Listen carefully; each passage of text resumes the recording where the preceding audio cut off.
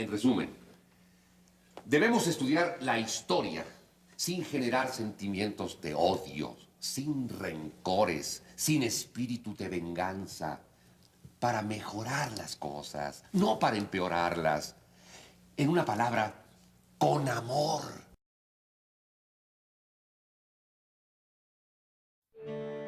Capítulo 2. El mundo antes de 1914.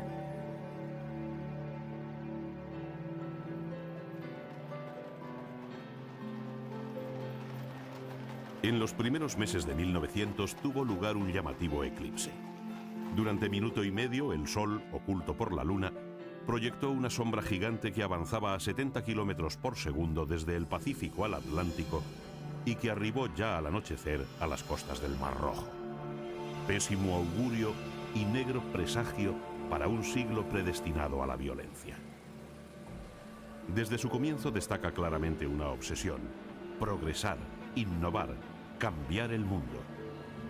Como símbolo de esa confianza desmedida que raya en la soberbia, remonta a su aparatoso vuelo el primer aeróstato rígido de todos los tiempos. Tras 25 años de trabajo, el conde von Zeppelin ve elevarse a más de 400 metros sobre el cielo alemán el enorme globo que popularizaría su nombre, el Zeppelin.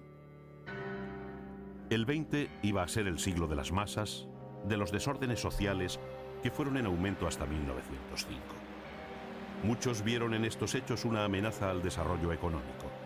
La huelga, la revuelta y las reivindicaciones continuas sirvieron, sin embargo, para dinamizar la actividad y se convirtieron en motor del progreso. No obstante los logros sociales, las agitaciones se extienden desde Argentina a Inglaterra. En Chile se funda la Federación Obrera y en Argentina nace una Confederación Regional Obrera. Colombia inaugura sus primeros sindicatos. En España, la huelga general de 1902, provocada por los anarquistas, elevó la conflictividad y quebró la paz social. La violencia callejera llevó en Barcelona a sacar las tropas a la calle y suspender las garantías constitucionales. Hubo muertos y detenciones. La cuestión social fue el problema permanente hasta principios de la Gran Guerra. En 1903 muere el Papa León XIII, que en 1900 se había percatado ya de que las diferencias sociales y económicas portaban el germen de la discordia.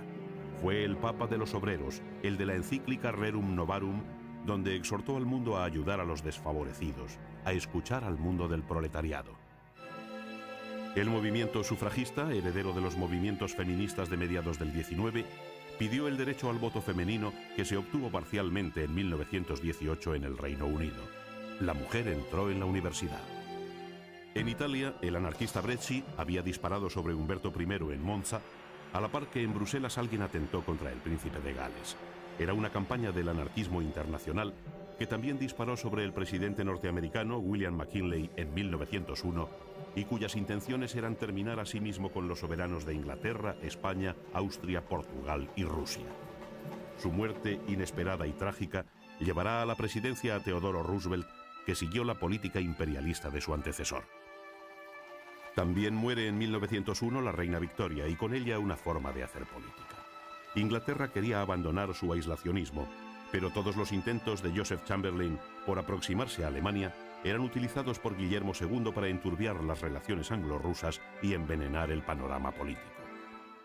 Europa vivió una época de alianzas y quedó configurada en dos grandes bloques distanciados: la Entente Cordial anglo-francesa, a la que se incorporarían Rusia y Serbia, y la Triple Alianza integrada por Alemania, Austria-Hungría e Italia. No obstante, Italia se permitía el lujo de ir por libre y así Víctor Manuel III se entendió en secreto con Francia, que reconoce los derechos de Italia a las provincias libias de Trípoli y Cirenaica. Pero era un mundo enrarecido por los recelos, los conflictos y los choques coloniales, la lucha por los mercados y las concesiones. No sorprendían las deserciones ni los enfrentamientos bélicos. Espías y contraespías, imaginarios unos y reales los otros, surgían por doquier. En 1905 el emperador alemán Guillermo II desembarcó en Tánger y se proclamó defensor del Islam y urgió a las potencias europeas para que resolvieran el problema marroquí, ya que su encuentro con Nicolás II de Rusia no había solucionado nada. A petición del Kaiser se celebró una conferencia en Algeciras en 1906. Alemania se apuntó una victoria diplomática, victoria pírrica, ya que Francia y España establecieron protectorados en el territorio. En 1907, Inglaterra se puso de acuerdo con Rusia para limar las asperezas surgidas en sus respectivas actividades coloniales en Asia. Rusia reconoció los derechos de Inglaterra en Afganistán y el Golfo Pérsico y se pusieron de acuerdo rusos e ingleses en dejar el Tíbet en paz. A su vez, Inglaterra indujo al Japón a firmar un tratado de amistad con Nicolás II. Se formó así un bloque de extraordinario poder: Francia, Inglaterra y Rusia, con sus respectivos imperios coloniales y con el visto bueno y connivencia del Imperio nipón. Nacía la Triple Entente. Serbia era un punto sensible de la política internacional. En 1903, sus reyes Alejandro I y su esposa fueron asesinados junto al primer ministro, dos hermanos del monarca y el ministro de la guerra. La situación internacional era compleja. En 1904, Rusia declaró la guerra al Japón, que atacó por sorpresa por Arthur bajo dominio ruso. Japón derrotó a las tropas zaristas y el desastre fue total, con miles de muertos y caída del armamento en manos niponas. Rusia renunció a Corea y perdió el dominio sobre la mitad de la isla Sajalín. Japón se afianzaba en Manchuria y se convertía en la potencia naval dominante en el Pacífico.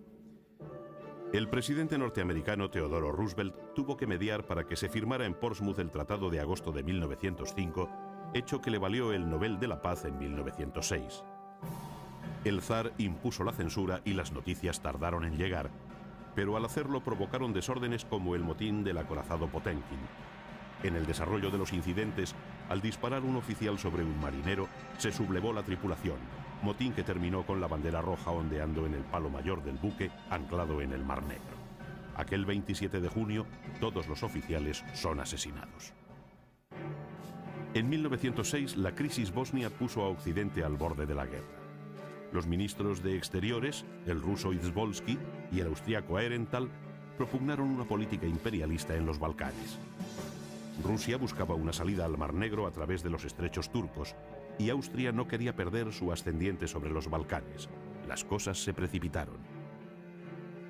En 1908, el Joven Turco, partido que contaba en Turquía con muchos simpatizantes en el ejército, asumió el poder en Constantinopla, derrocando al sultán Abdülhamid. La modernización del viejo imperio estaba en marcha.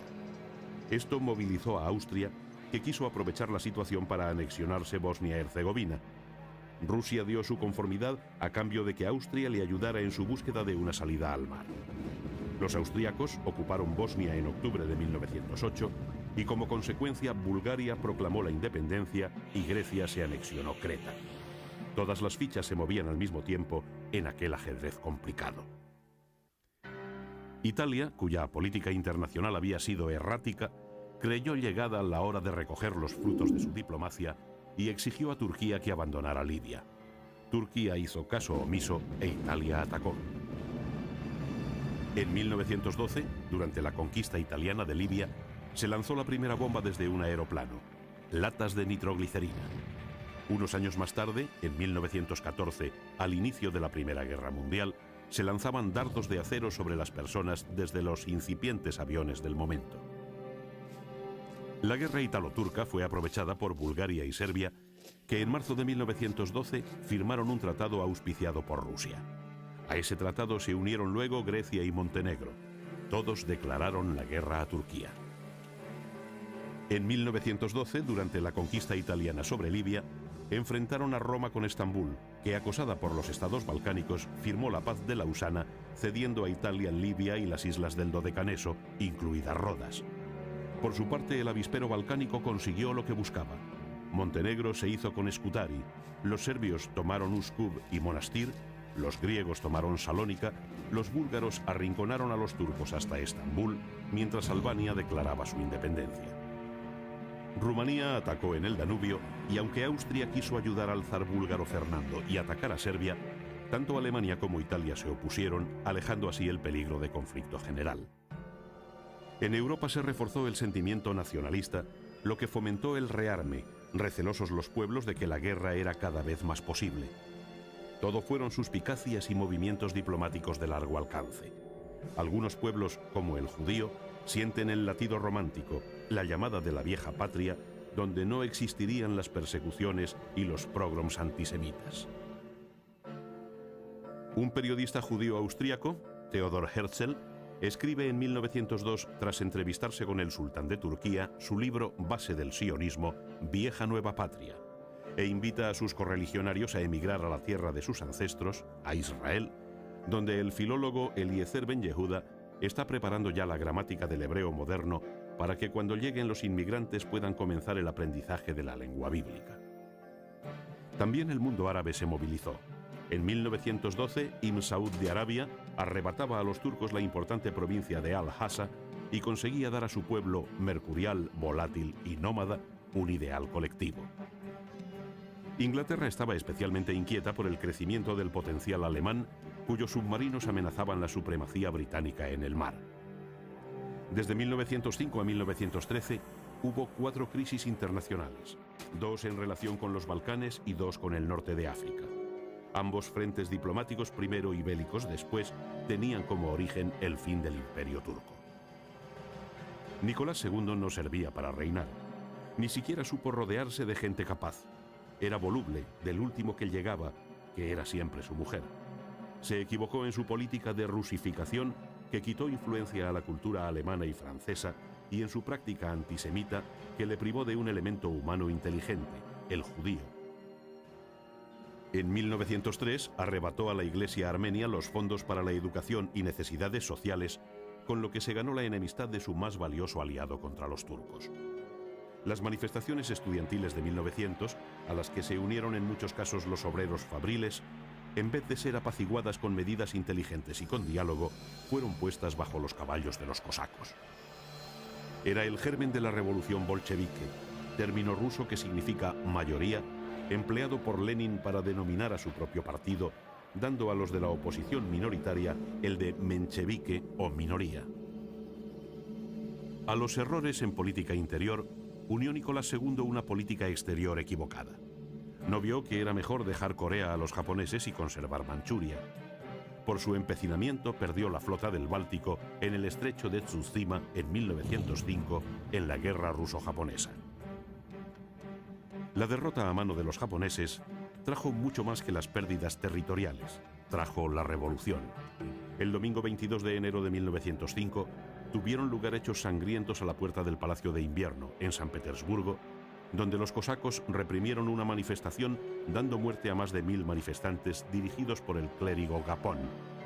Solo pretendían entregar al zar un pliego de reivindicaciones, coincidiendo con una huelga masiva de 100.000 trabajadores de la región. La política norteamericana estuvo orientada desde principios del 20 hacia una toma de posiciones en el reparto colonial. La guerra declarada a España en 1898 era un eslabón de aquella cadena. Tras el hundimiento del Maine en la bahía de La Habana, la opinión pública estadounidense, caldeada por la prensa y algunos políticos, obligó a que el Congreso, consultado por el presidente McKinley, declarara la guerra a la potencia colonial. Fue una contienda corta. Aquel mismo año, por el Tratado de París, España cedía a Norteamérica mediante compensación de $20 millones Cuba, Puerto Rico, Guam y las Filipinas. La política norteamericana fue imperialista, de anexiones como la de Hawái y las Islas Españolas. El dominio colonial español en América y Asia era heredado así por Norteamérica, que aspiraba a influir en Oriente y a participar junto con Europa en el reparto de China. En 1903 compró la zona del Canal, en Panamá, tras provocar su escisión de Colombia, y reanudó las obras que acabarían en 1914. La lucha contra los trusts y los cárteles marcó su política interna, y para ello creó en 1908 el FBI, organismo federal que investigaría y perseguiría a los ladrones de tierras del oeste y a los trusts del este. Fue un momento brillante del país como nación, ya que se perfiló a partir de entonces como la potencia hegemónica. Se creó la Fuerza Aérea y para ello fue necesario convencer al Congreso, que autorizó la construcción de un modelo militar que volaba a 58 kilómetros por hora. Roosevelt fue un hombre discreto. Nadie supo que apenas veía por su ojo izquierdo. Demostró valor. En uno de sus discursos de cara a la reelección, un fanático le disparó, y aunque era visible la sangre, no se retiró hasta acabar lo que tenía que decir. Siempre se enorgulleció de ser el primer presidente en subir en avión y montar en automóvil. Su sucesor, William Taft, que había sido gobernador general de Filipinas tras la derrota española en 1898, rigió los destinos del país de 1908 a 1912. No estaba preparado para afrontar los nuevos tiempos, honesto pero carente de visión. De hecho, eliminó de su gabinete al ala progresista de su partido, el republicano, cuya escisión parecía inevitable. El legendario oeste de Buffalo Bill y Mae West desaparecía lentamente. En febrero de 1909 murió el último gran jefe apache, Jerónimo, que había tenido en jaque a las tropas americanas. Significativamente, también por entonces empieza a desaparecer el búfalo, del que apenas queda 1 millar de ejemplares de los 4 millones que recorrían las praderas medio siglo antes. La presidencia de Thomas Woodrow Wilson, a partir de 1913, continuó la política intervencionista en Sudamérica.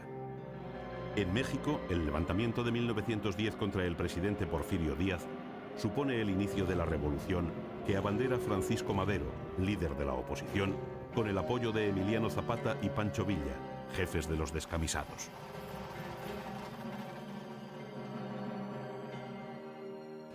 En 1906, la situación política en España se agravaba.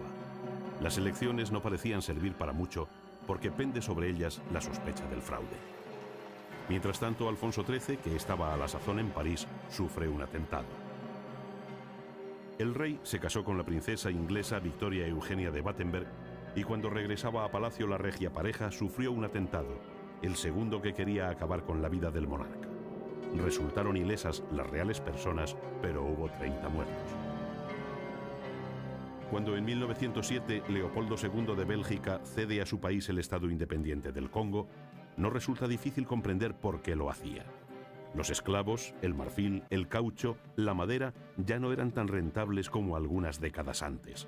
No bastan para correr con los gastos de administración colonial y defensa militar. Las colonias solo generaban guerras.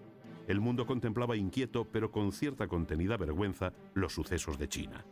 La rebelión de los Boxers en 1901, tras cuya derrota se les impuso encima reparaciones, 67 millones de libras esterlinas. En 1901 se conceden los primeros premios Nobel. El rey de Suecia y el Parlamento noruego hacen entrega de los galardones al alemán Wilhelm Röntgen por el invento de los rayos X. En 1905, el judío Albert Einstein argumentaba que en el mundo no hay punto fijo de referencia para medir las distancias, que era la primera ley de la relatividad. Un matrimonio de científicos, los esposos Pierre y Marie Curie, consiguieron aislar el polonio y el radio, hecho de extraordinaria importancia que les valió el Nobel de Física en 1903. En 1911, Marie Curie recibió también el Nobel de Química por determinar la naturaleza del radio. Freud comienza su psicoanálisis de Dora y publica la interpretación de los sueños, abordándose por primera vez desde la medicina la complejidad psíquica. Florece la psiquiatría y los trabajos sobre los trastornos mentales proliferan.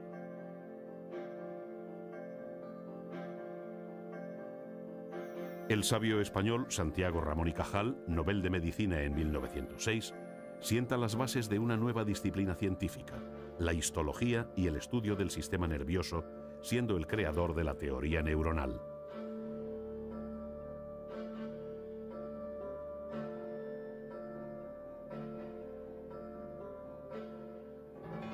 El siglo comienza con las segundas Olimpiadas de la historia moderna, las de París. El deporte experimenta un auge inusitado. Se crea la Copa Davis y se funda la Unión Ciclista Internacional, a la par que se baten muchos récords. La mujer se incorpora de forma activa a la práctica de los deportes e incluso destaca en alguno de ellos, como el golf. En 1904 se celebraron las Olimpiadas en St. Louis, Missouri, y en 1908 se celebra en Londres la cuarta Olimpiada, tras haber renunciado Italia a organizar los Juegos.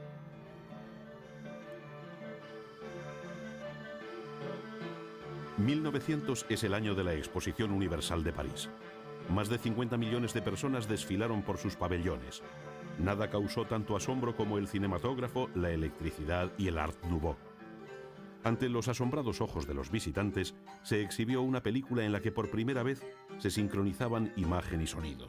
Se proyectó un fragmento de Hamlet en la voz de Sarah Bernhardt. En la Inglaterra de 1903, Edwin S. Porter presentó su película The Great Train Robbery, que según algunos es el inicio del arte y de la técnica cinematográfica. El cine había empezado a andar. En 1908, Blackton, Curté, Cole, McKay, Sullivan hacían posible la transposición de dibujos del papel al film y nacían los dibujos animados. Disney no empezaría hasta 1922 a hacer sus primeros cortos. El coche fue objeto de mejoras. En 1903 aparecieron los parabrisas, el parachoques en 1905 y un año después el espejo retrovisor. Empieza a convertirse en el mejor amigo del hombre y de su pareja.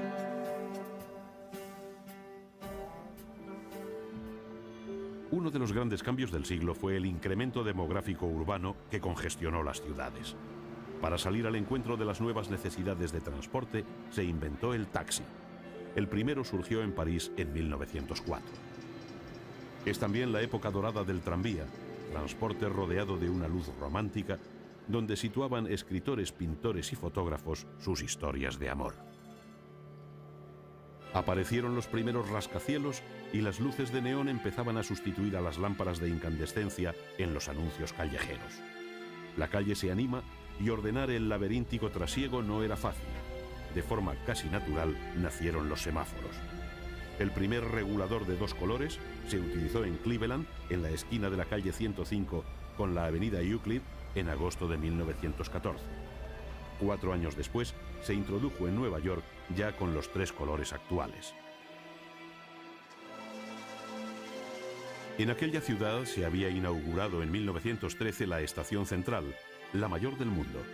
32 hectáreas en cuyo recinto maniobraban 143 vagones, mientras por los pasadizos subterráneos se accedía a los hoteles y servicios de sus inmediaciones. El transporte era una prioridad a la que las naciones avanzadas daban gran importancia.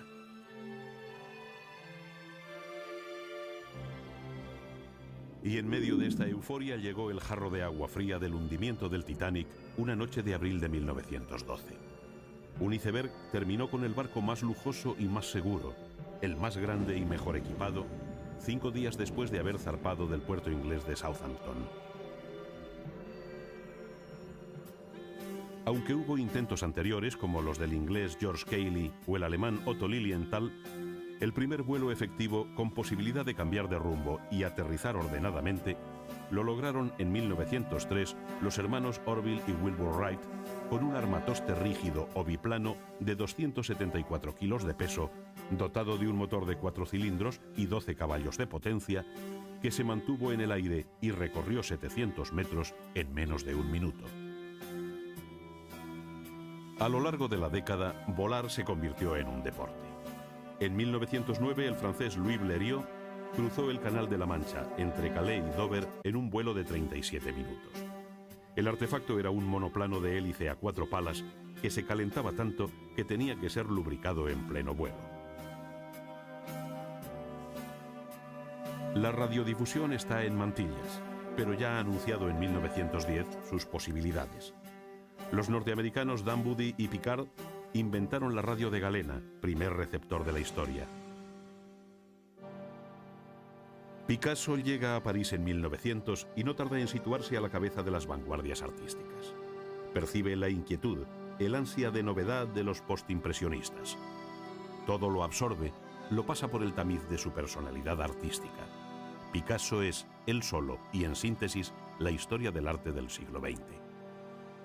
El naciente Art Nouveau compartía la atención de críticos y entendidos con los comienzos del cubismo. Matisse, Rouault, Renoir y otros son saludados por la crítica del Salón de Otoño parisino en 1905 como la jaula de fieras. Desde 1890 a 1910, lo que traduce mejor el genio arquitectónico es el modernismo. Antonio Gaudí crea el Parque Güell en Barcelona.